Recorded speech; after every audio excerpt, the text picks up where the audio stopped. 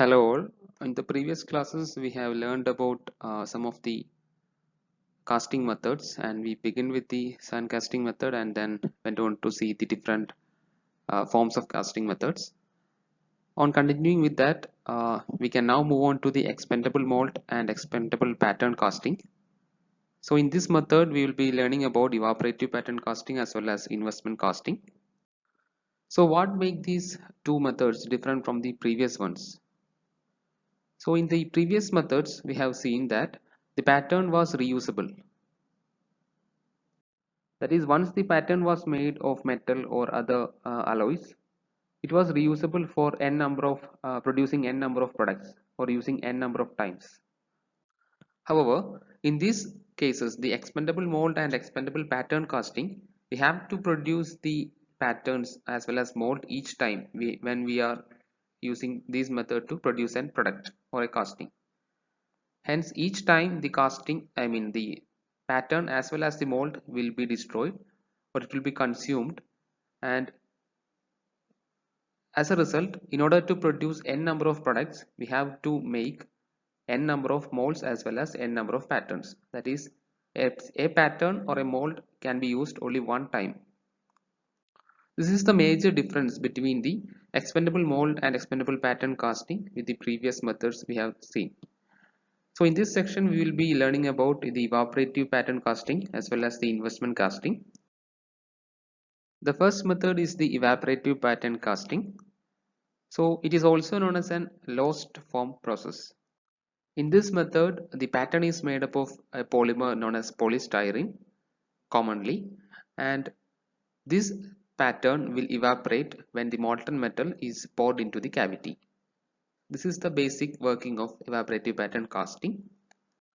The first step in this process is the making of the pattern using a die. So a mixture of polystyrene containing 5 to 8% of pentane, which is a volatile hydrocarbon. This mixture is placed in a preheated die, usually a metal die that is made up of aluminium. Once the temperature of the die increases, this mixture containing polystyrene as well as pentane, it will melt and take the shape of the die to form the pattern. Thus, the first step will be to produce the pattern by placing the mixture of polystyrene and pentane within a metal die, and by heating the metal die, the mixture will melt and takes the form of the die. Thus, the pattern will be formed. Now, to reduce the cost of production, usually the products will be the casting will be carried out using a cluster assembly where n number of patterns will be joined or formed together as an assembly. That is shown in the second step where n number of patterns are joined together from the cluster assembly. In the third step, the cluster assembly is dipped into a slurry, which is a water-based refractive slurry. So this slurry will be consisting of sand as well as binder materials in order to increase the strength of coating. So the third step is the coating of a cluster assembly by dipping the cluster assembly into a slurry. Now once the cluster assembly is taken out of the slurry, these refractory particles along with the binder material, they will be forming a very thin coating onto the surface of the patterns we produced or the patterns in the cluster assembly. Now this dipping of the cluster assembly into the slurry, this will be repeated n number of times so as to have sufficient thickness for the mold. Now once this cluster assembly is taken out of the slurry and then dried, we will be having the pattern plus mold together. So this will be placed onto the flask and the fine sand or loose fine sand will be poured onto the top of this cluster assembly as well as the mold. So the third step involves the two process, that is the formation of a coating by dipping the cluster assembly into the slurry or the water-based slurry. It is taken out and dried to form the coating as well as the cluster assembly. Now this unit, this coating plus cluster assembly unit, it will be placed in the flask and loose fine sand will be dumped into this flask. The next step of the evaporative pattern casting you can see in the figure 4. So the figure 4 depicts the flask or the vessel in which the cluster assembly that is coated with the refractory materials is placed, and the sand was poured, the loose sand was poured into this flask.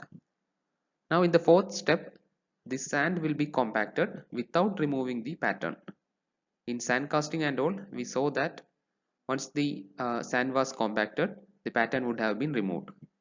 But in this case, the pattern will be kept in its place, and even after the sand is the sand was compacted. So after the fourth step, the mold will be ready and the pattern will be placed inside the mold itself. In the fifth step, the molten metal that will be poured into the mold in the flask box. Since the pattern is made up of highly volatile polystyrene material, due to the heat supplied by the molten metal, this polystyrene pattern will be evaporated and the gas molecules developed will be escaped into the atmosphere. Thus, once the pattern gets evaporated and escape into the atmosphere, the space that is left behind will be occupied by this molten metal and solidification starts. Even if there is any degradation byproducts from the polystyrene that was not completely evaporated and escaped, these byproducts will be vented into the surrounding sand in the within the flask. Thus, the molten metal will be occupying the space left behind by the polystyrene, and once it solidifies, we will be getting the casting. And in the final step, we will shake out the flask, and we will get the n number of casting from the cluster assembly. Now, in the fifth step, the rate of pouring the molten metal, or how much molten metal has to be poured into the casting or into the flask, that will depend upon the degradation rate of the pattern, how easily or at what rate the polystyrene pattern is getting evaporated, or how at what rate the space is getting formed. Thus, this is the process or the procedure that is happening in evaporative pattern casting, and the speciality of this method is that we need to produce the pattern for every casting. That is, the pattern in this case is not reusable. The second method is the investment casting, and this one is very much similar to the previous one. Now this one is also known as lost wax process. The previous one was also known as the lost foam process. So in this case, from the name itself, the patterns will be made of wax or of plastic such as the polystyrene, but commonly or majority cases the wax will be used. This method also follows a very similar procedures as compared to the previous one. Now here the first step is the pattern development. The pattern will be formed or the wax will be poured into the die, and once the die is heated, the wax will be melted and it forms the shape of the die to form the pattern. Now once the pattern is developed, as we saw in the earlier case, the pattern will be dipped into the slurry of sand materials, refractory materials like very fine silica and the binder material. The binder materials are used to improve the strength. Now once this initial coating is dried, the pattern is then again dipped into this refractory material slurry, and it is repeated till we get a sufficient thickness for the better strength. Till now the procedures are same as in the previous case. However, the main difference in investment casting is that here the pattern will be evaporated before the molten metal is poured.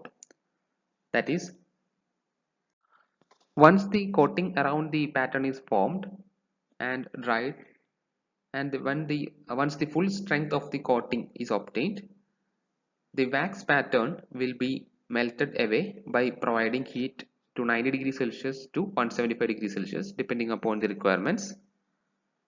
Thus, the one piece mold will be kept in an inverted position or kept upright, and there will be provisions or channels provided for the melted wax or the melted polystyrene to move out.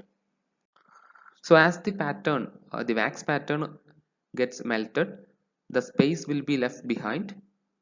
Now this vacant mold without the pattern will be fired, or will the temperature heated to 650 degrees Celsius to 1050 degrees Celsius for about 4 hours. Now this is to remove the presence of water, or some water content may be present due to recrystallization, and also to burn off any residual wax that could be present in the pattern cavity or the mold cavity. This step is to ensure that there is no contaminants to reduce the quality of our casting. And once this mold is formed, the final step is the pouring of molten metal and then solidification. Once the casting is solidified, the mold is broken and we get the casting. The investment casting process is depicted in this diagram. So in the first step, a die is present and the wax will be provided. And once the die is heated, the wax melt and it takes the shape of the die to form the pattern. Thus, in the first two steps, we get the wax pattern. And just like the cluster assembly we saw in case of evaporative casting, here also we form the pattern assembly. This is to ensure that the cost of the total casting production is reduced. Thus by following a mass production method, we can reduce the cost. So a pattern assembly is formed, or a pattern tree. Now this tree is dipped into the slurry, water-based slurry, and it consists of refractory material, sand, silica sand, and some binder molecules in order to increase the strength. So once we dip the tree into the slurry and we take out, there will be a small coating of this slurry on the tree or on the wax patterns. Now the slurry is allowed to dry in the fifth step. So once it dries, there will be a small coating around the pattern. Now in order to improve the thickness of the to improve the thickness of this slurry coating, we repeat this dipping step, say, for few times. So each time the thickness increases, and once we have sufficient strength for our coating, we will be stopping this process and we will get a completed mold as in the step 6. Till the step 6, the procedures are as same as the evaporative casting. However, in the 7th step, this completed mold or the autoclave is heated to sufficient temperature so that the wax pattern gets melted and is lost, or the molten or the wax pattern or the plastic will be removed by heating, leaving a vacant space inside the mold. From the 8th step, we will be pouring the molten metal into this mold where there is a vacant space which was previously occupied by the pattern. The molten metal occupies this space and solidifies. Once it solidifies, we get the casting where we can shake out the mold and get the casting. This casting will be similar to the pattern. So before pouring this molten metal, the pattern or the mold will be again heated to higher temperature in order to remove the residual wax material as well as the water molecules that could be present.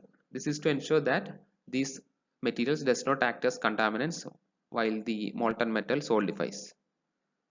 So this is the process of investment casting. So in this method also, for producing n number of castings, we have to initially make n number of patterns. That is, the pattern is not reusable in case of investment casting also.